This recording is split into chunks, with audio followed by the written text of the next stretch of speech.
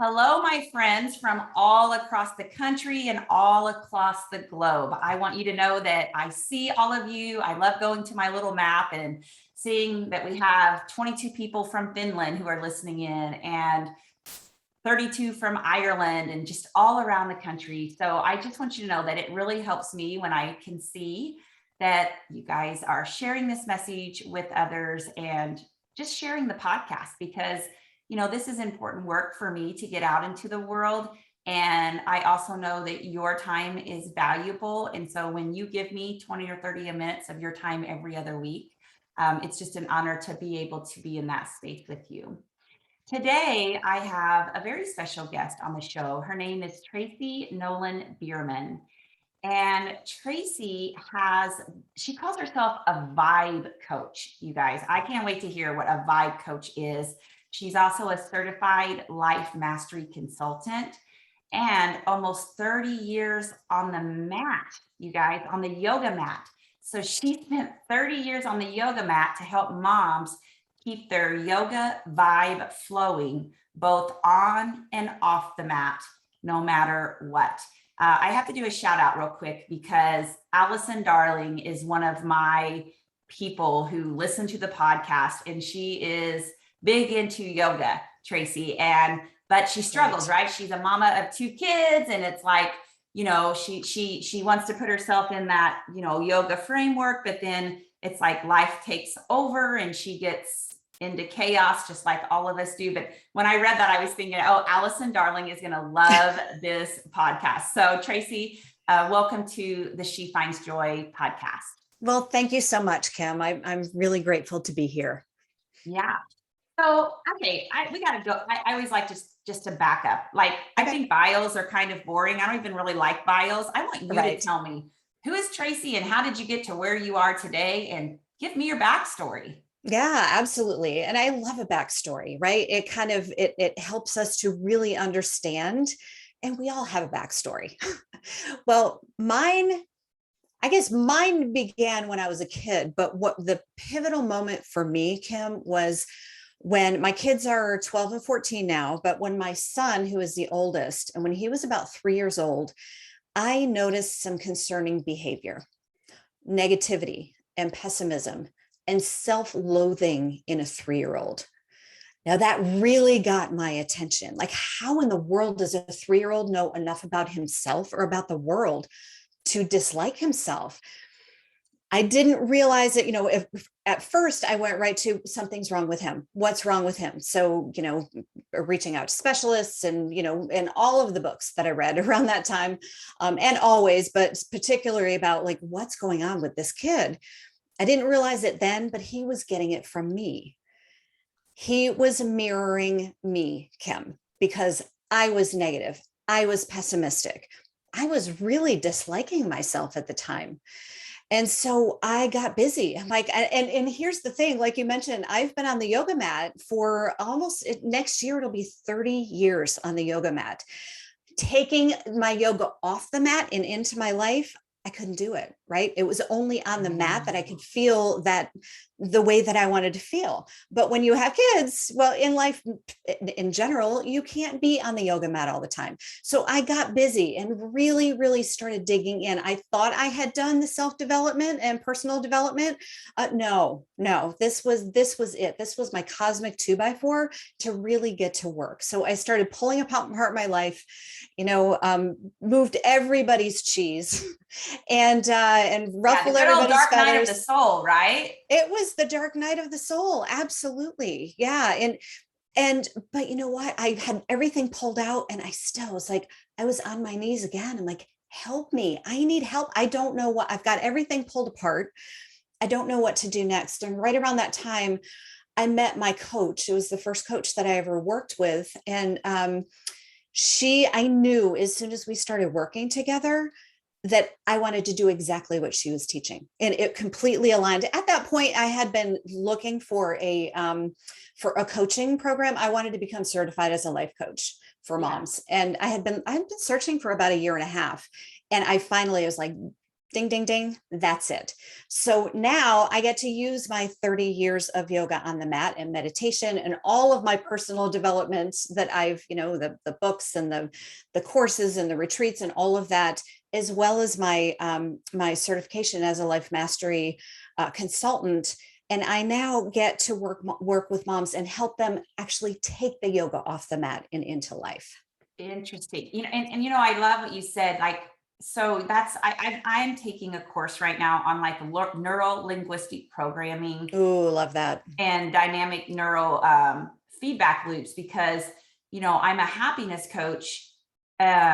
Because again, right, we only, this doesn't mean that I have everything figured out or that I'm like Miss Happy all of the time, but I have limbic system impairment that is associated with my panic disorder. And so I have this limbic loop that travels constantly and scans my body and scans the environment to just double check, like, do I feel okay? Is everything all right? And so I've been learning about mirror neurons. And mirror neurons are what you're talking about with your 3-year-old. Is he was simply mirroring the neurons that were in your brain chemistry, because you know how when you're talking to somebody, and like right now, Tracy, if I were to like cross my arms like this, in front of me, within a few seconds, you would probably cross your arms. Did you know that?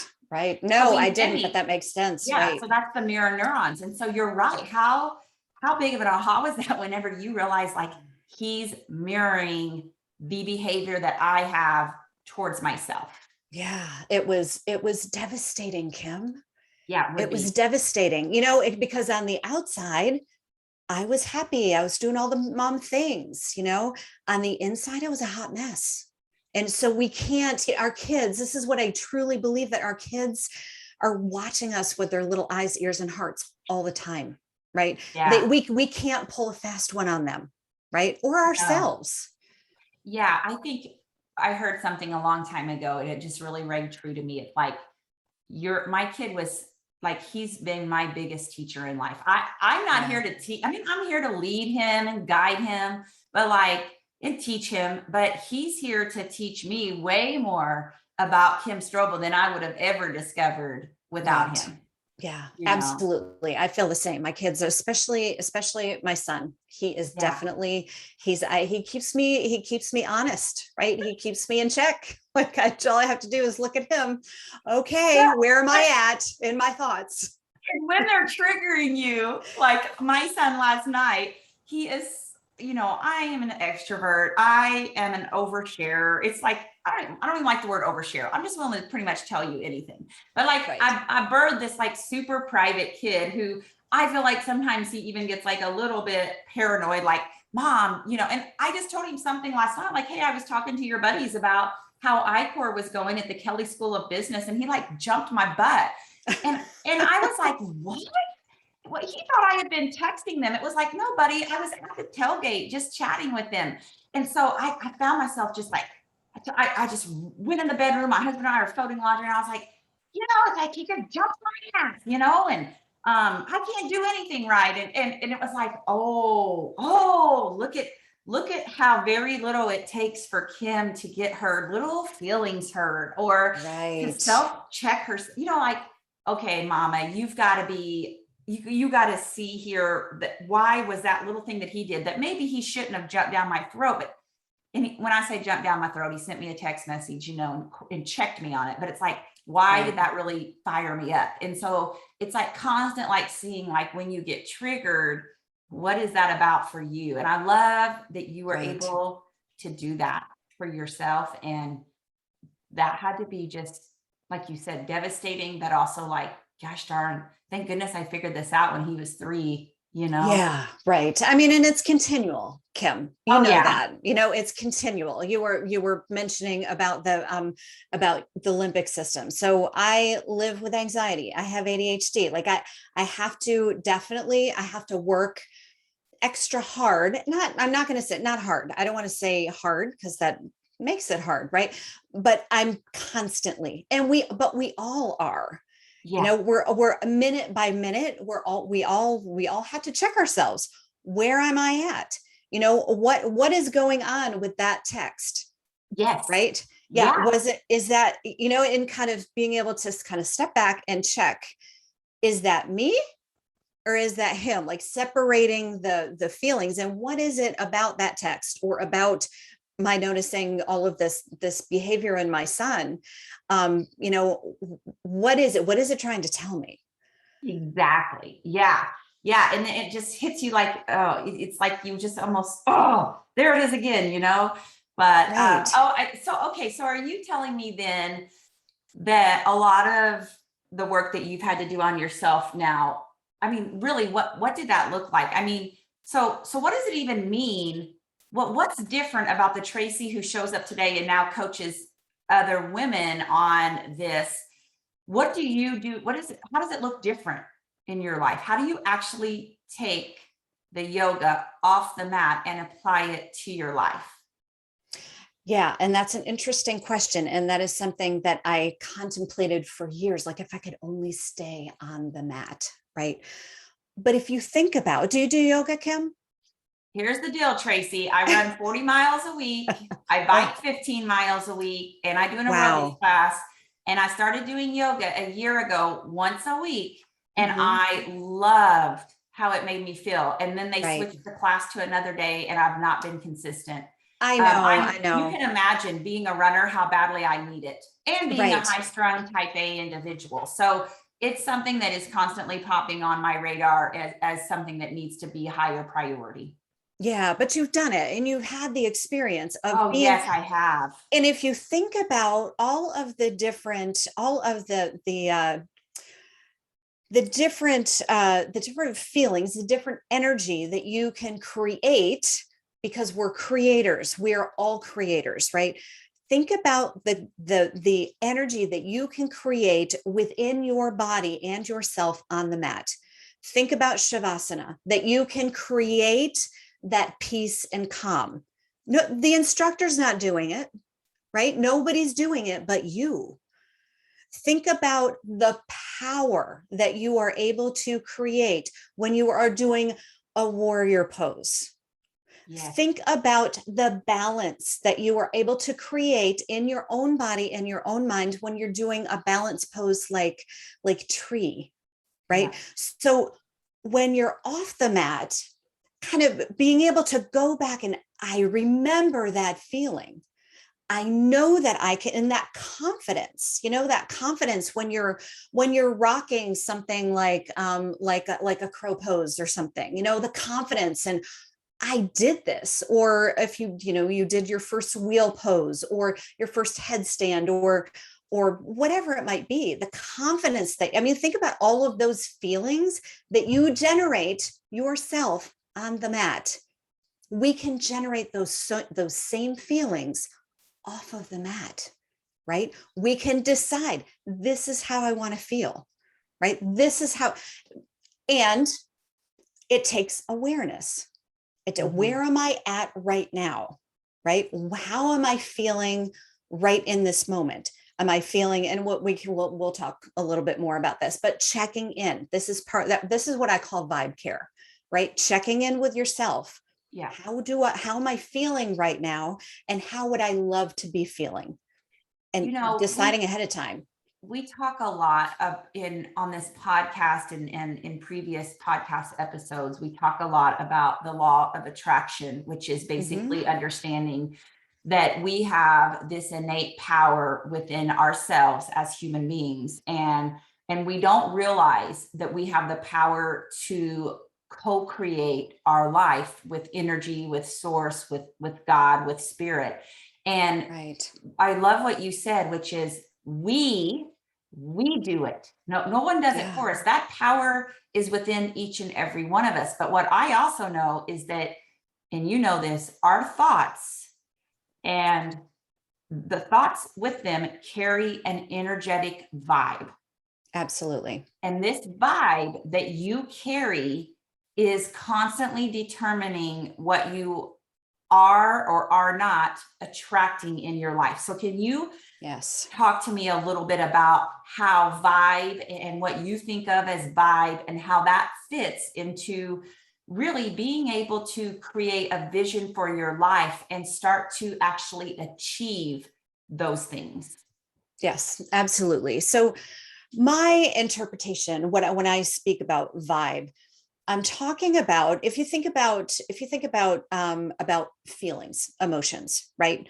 They're if you're familiar with Abraham Hicks and the emotional scale, right? All of those emotions, they have a certain vibration, right? So when we are feeling, and this is how I explain it. If we're feeling feelings of anger or sadness or frustration, overwhelm, those are contractive feelings. Those are low frequency, they give off a low frequency vibration. Okay. So when I'm talking about vibration, it's not necessarily the emotion, it's the vibe that is generated from the emotion. Does that make sense? Yes, it totally does, because thoughts create feelings or emotions, and emotions carry a vibrational frequency. That's exactly it. And it's all about the thoughts, right? It's all about what we're thinking, we can always trace our results in life, the things that we do, the things that we don't do, uh, our feelings. We can trace everything back to a thought. So checking in with yourself, okay. And then there are the higher vibration feelings of joy and abundance and gratitude, and even like contentment would be right in that. I think it's kind of at the base of the higher vibration Yes, and feelings. I'm going to stop you a minute, Tracy, because I just went in and pulled up, because this is one of the things that I teach. Is understanding the vibrational frequency of emotions. And so, Right. for example, like one of the most bottom emotions, because I know that the listeners who are listening are thinking, what do you mean here, Kim? So I'm looking at David Hawkins' scales of consciousness, which takes emotions and attaches their vibrational frequency. So for example, shame has a vibrational frequency of 20. Right above that is guilt at 30. Right above that is fear at 100. Now, for me, I think about fear at 100, but shame is 80 points below that, the feeling of shame, right? And then from fear, it goes to jealousy, anger, worry, blame. Blame is at 175. Hope is at 400. Happiness is at 500. Love is at 500. Joy is at 540. Enlightenment is 700. Appreciation is 780. And the one that blows my mind, Tracy, is that at the top of the list, above love, above joy, above happiness, is gratitude at 900.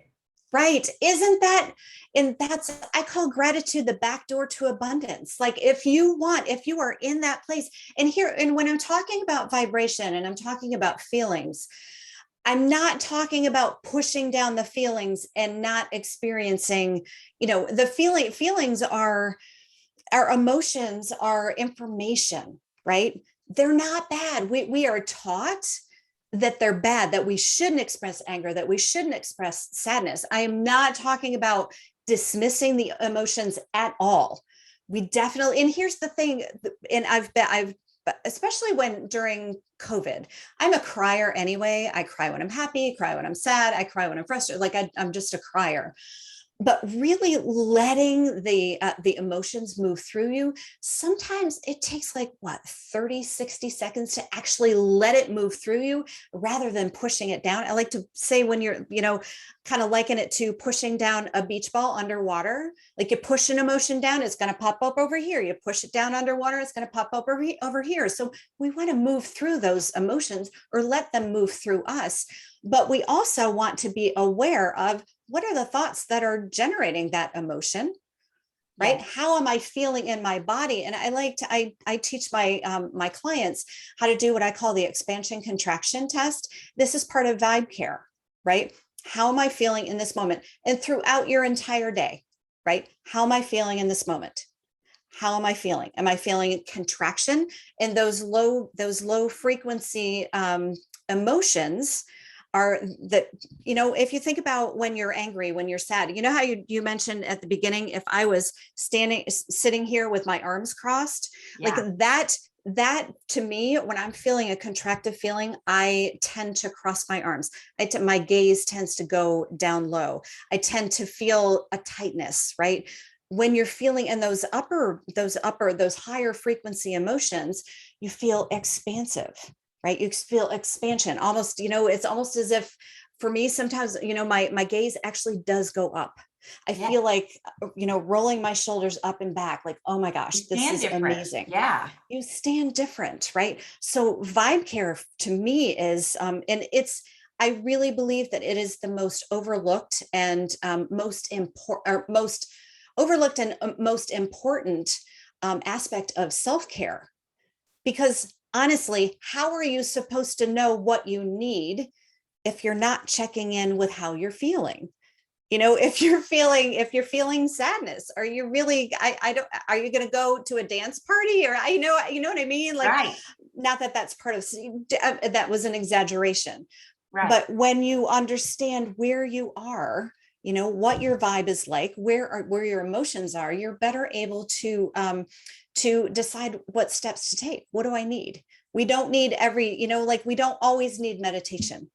We don't always need, I like to hula hoop. Hula hoop is a really great way. Like, before I get on these calls, so when I do interviews and such, and when I get on calls with my clients, I do a little bit of dancing, a little bit of hula hooping to bring up my vibration, to raise my vibe, right? Yes. Movement is an amazing way to raise your vibe, to move the energy.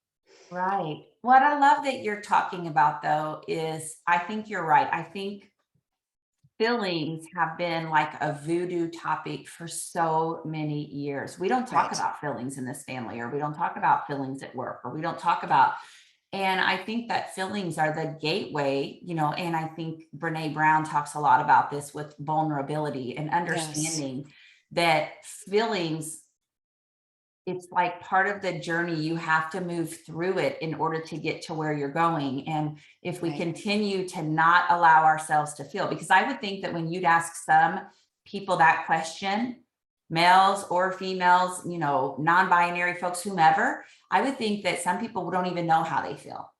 Right. Exactly. Because Because they we've weren't been, allowed, right? yeah, yeah, yeah. And it's funny that you bring this up because oh, I've always got so many examples of this in my own life, but like my husband, I always laugh because I feel like he would rather me lie to him about how I feel so he doesn't have to deal with it. So Right. like the other day when we woke up and I got really frustrated about a couple of things that were going on, and he was in a really good mood. So he walked in the kitchen. He's like, "Hey, how are you today?" And a part of me wanted to be like, "Hey, I'm doing well," but then I'm like, "Oh no, that's not me, right?" So I Right. start to tell him, and he literally like walks out of the kitchen on me because like he doesn't want to hear anything negative. He's not been trained to talk about feelings at all in his Right. family. Right. And so I was like, Scott, I was like, that's so, God love him, but like, that's not fair. Like, you would Yeah. rather me just tell you a fake feeling so that you can leave and feel good rather than going there with me on how I am feeling. Right. Right. And I'm not saying I'm good at that either. It's just like, how many of us go through life and just BS our way through life? Yes, exactly. You Yeah, know, the facade, right? I mean, that's what I was doing. That's exactly what I was doing with when my kids were little. yeah, It was a facade. It was on the outside. I was happy. I was doing, doing all the things that I was supposed to be doing or thought I was supposed to be doing. On the inside, I was a hot mess. But what's on the inside, it does show on the outside, right? In it some does. way, shape, or form. Yeah, we have to change the culture of what it means to go there and have those conversations and be more real about how we are feeling so that we can transform our relationships and evolve them into more intimate, emotional driven relationships. So you have this framework. Is it, tell me about this framework that you have for women. Yeah, I call it the FAB framework. So Okay. I teach moms how to live a vision driven life, what I call Okay. a vision driven life. And what does that mean? It's a completely different way of living than we are taught, right? We are taught to live a circumstance driven life. When you have this degree, then you can. When you have this job, then you can. When you have this relationship, then you can. It's a completely backwards way of living, and it keeps us stuck. Right. So living a vision driven life. And honestly, I had a client, it was at the very beginning of COVID. And she said, we were in a group call, and she said, I was checking in, how's everybody doing? And she said, I'm kind of feeling a little bit guilty because I'm doing well. She said, I feel like we've been in training for this, because she was continually moving toward what she wants. Right. Yes. Creating a life vision, a full spectrum, your whole entire life, relationships and work and health and well-being and a daily life experience, like the whole thing, moving toward what you want rather than pushing away from what you don't. Because we know that we're pushing away from what we don't, we're creating more resistance. And then when we're in that vibe of pushing against, we get more of it. You were just talking about the law of attraction, right? When we're pushing against, we get more to push against. But when we're moving toward, it's a completely different energy. And it's I know where I'm going. And it's hard for people, Kim. I know that you know this. Some people I don't know what I want. Yeah. Yeah. We do the once a year, it's called the Create Big Momentum. I do it every January, and it's a workshop where we help you create your vision for what do you want the next year to look like? What do you want it to feel like? What are your goals? How are you going to back in that out? And understanding the deeper parts of the subconscious work that has to happen in order for you to not just create that vision, but also doing the back end work of what you need to accomplish that vision.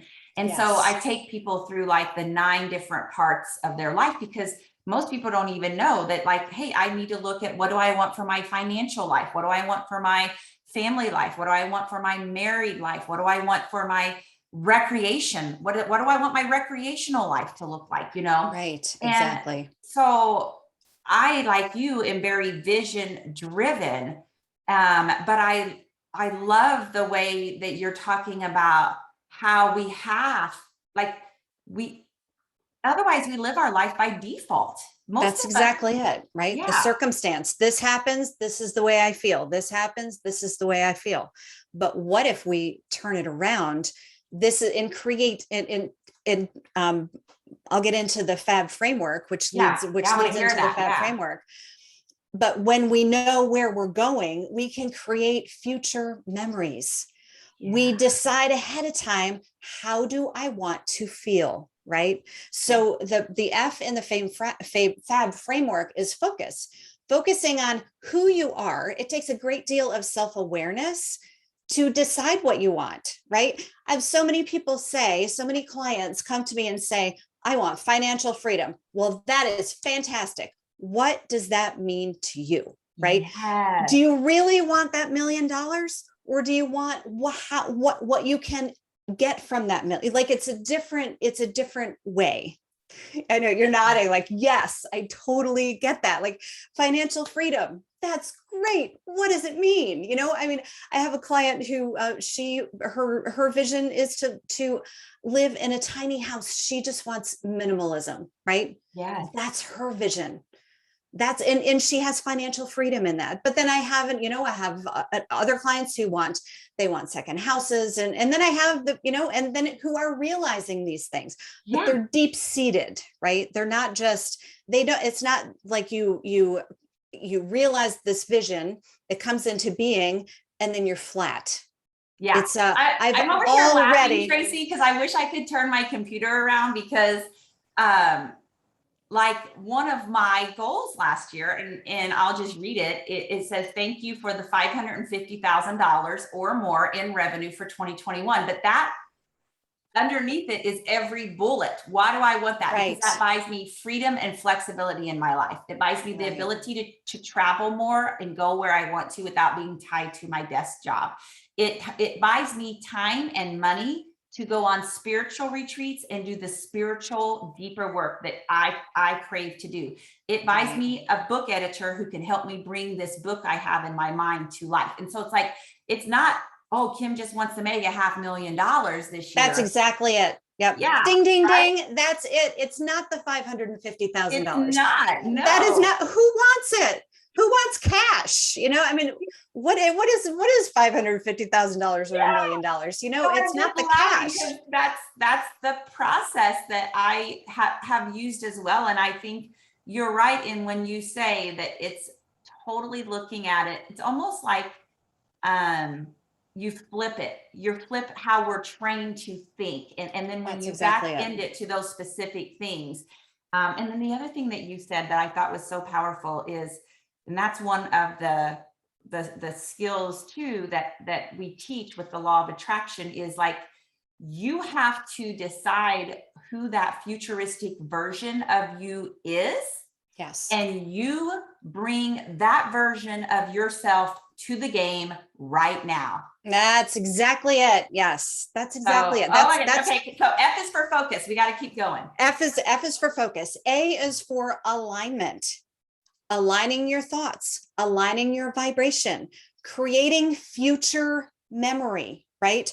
Creating little mind movies of yourself as you're realizing these different pieces of your dream or of your vision. And sometimes it's in relationships, like it doesn't always have to be tangible. But the deciding ahead of time, if I was this woman who was going on the spiritual retreats, how would I feel? Feeling that now, right? Feeling it now, and you get more of who you are. Who is it? Wayne Dyer. He said, late great Wayne Dyer, loved him. You don't get what you want, you get who you are. Oh, that's right? so good. Yeah. So Yeah. the A is aligning with who you are, who you're becoming. The B is becoming. And exactly what you just said. That woman, I talk about her as your inner mentor. That woman 3 years from today, that woman, she's already done this. She's already there. Use her as your inner mentor, as your guide. What would she have done? She's your intuition, right? Using her. And in the becoming, there is also the letting go. What do you have to let go of? It could be thoughts, relationships, jobs, houses, responsibilities, activities, habits, whatever. There are going to be things that you have to let go of. That's part of the becoming. And you become her. Like she's not a place to get to or a goal to be reached. You become her in your daily life with everything that you do today. I love that. I have this little sticky note on my computer. I don't know where it went actually, but it's usually up here. And it says, who is the version of Kim Strobel that I want to embody today? Oh, I love that. Right. So like for me, it's like a North Star. It's like, what is the version of the woman of Kim Strobel that I'm constantly creating, recreating, realigning, taking 2 steps back, coming 2.5 steps forward? Who is that version, and how do I embody her right now? How does she feel? What does that version of her do on a daily basis? What decisions does she make? And I do feel like that was a big part of learning the law of attraction. And maybe it's so funny sometimes because we're not taught this. And somebody the other day, she's an author, she has like 17 times more Instagram followers than me. And she said, I want to have a business coaching session with Kim Strobel because I just need to ask you some questions. Like, how have you done what you've done? And I was like, this is going to sound crazy, but I used the law of attraction. I used manifestation, and I started to see the future version of who I wanted to be. And I began to live that version of her that day in, like you said, my mind movies.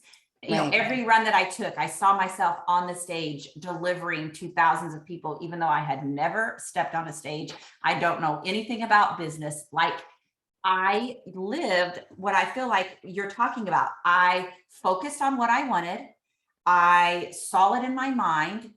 I aligned my inner emotional state with how that would feel, because as you said, that's a big piece of it. And then every day I was becoming more and more of that version of myself. Yeah. I think that this framework sums it up perfectly. Yeah, thank you. Wow. I love that story too. That that, and you do it on your runs. I do it in the shower, like this little Ew. mind movie. And it's really brilliant, right? Because when you're running, you're very present. When Yes, you're in the shower, it's a very sensory experience. it You're is. you're you're very present with who you're becoming. And and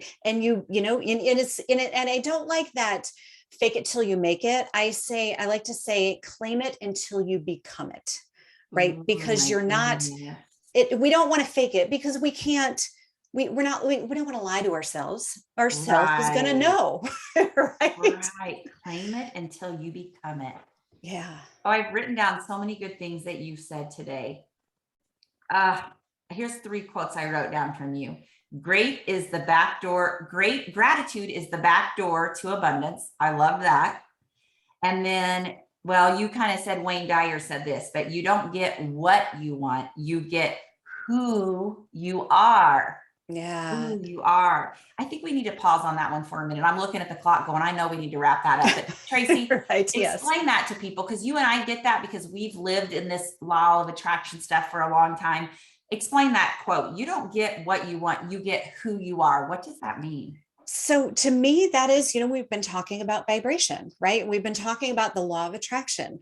When you are in the, when we stay in the lower vibration, that's what we get because that's who we are, right? When we are able to bring ourselves up into, and you don't go from shame to joy, like just little bits, you go up the rungs, one by one by one, and The it's a ladder of practice. believability. Yeah. That's exactly it, in practice. So I have a book. I think it's called The Dictionary of Emotions, that Mhm. I love. And so to practice the emotions, what does this, and it has the name of the emotion, and it has a description.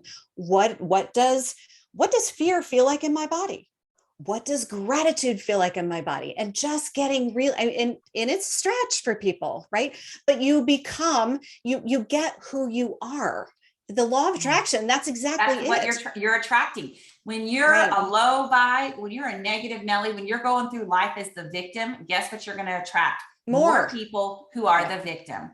When that's you're in right. I used to notice this at the school I taught, right? Like if you put yourself in a room with a bunch of negative Nellies, guess who you become? A negative Nelly. Now, Right. listen, I'm a negative Nelly sometimes. Sometimes I play the victim. I'm not saying that I am immune to those emotions, but like Right. you, I'm super aware that the vibe I'm carrying is constantly attracting the people, the circumstances, and the opportunities that are coming my way. Absolutely. Oh my Absolutely. gosh, Tracy, I love it. And then I'm going to end with your last quote, which was claim it until you become it. Mm, So powerful. I love this work that you're doing. This to me is very, you're not surface leveling stuff. This is the deep work. You're working on the inner blueprint of right. people so that they can start to achieve their vision and then back end it all the way to the inside of who they are at the core of their being and really Exactly. start to get, like you said, become who they want to be and how they want to navigate life. I think, oh, you've given me so many ideas. I do social and emotional lessons for students, and I'm Uh-huh. thinking I'm going to get this dictionary of emotions book and I'm going to create some lessons because how powerful would it be if we taught kids how their emotions feel? Gosh, wouldn't that be? And that's the thing. What if and here's the thing, I work with moms. Our kids are learning from us constantly. What if imagine, Kim, if all of the moms did this work, and they didn't even have to necessarily teach it to the kids, but They they just modeled it. were it. They They lived it. They modeled just it. were it. Yes. Yeah. Oh Yeah. my gosh, Tracy. Okay, so tell me before we wrap up 2 things. One, tell me what type of woman really works with you and gets benefit. Yeah. So it's the mom who, and the woman, my focus is moms because that's where my heart is. But the woman who maybe she's dabbled a little bit in yoga and meditation, and she's just like we talked about, that she just hasn't been able to take those feelings off the mat. She knows that everything, growth in life and getting to the next level in life, it all takes practice, right? It's the mom who understands it's going to take some work, but oh my gosh, it's going to be amazing on the other end, right? Yeah. Yeah. Yeah. That's who And you just work with. in the beginning, and it takes awareness. It takes awareness. And even if you're just in that little, even if you're just having those moments of, I like to call it the observer, that you're thinking, oh, there's that, noticing your thoughts. Yeah, that's the mom that I work with. I love it. And I love it that it's such deep work. And I love it that I think that when I hate to say this, but so many times moms will not spend money on themselves if it just benefits them. But when you Right. can show them, we know that they need to, even if it just benefits them, but moms will spend all kinds of money on their kids. And so this is like benefiting them and then also really changing the infrastructure for what they're modeling and living and becoming for their kids so that their kids have Absolutely. a fantastic example of that. Okay, Tracy, Yeah. where can people find more of you? Yes, visiondrivenmom.com. That is my website.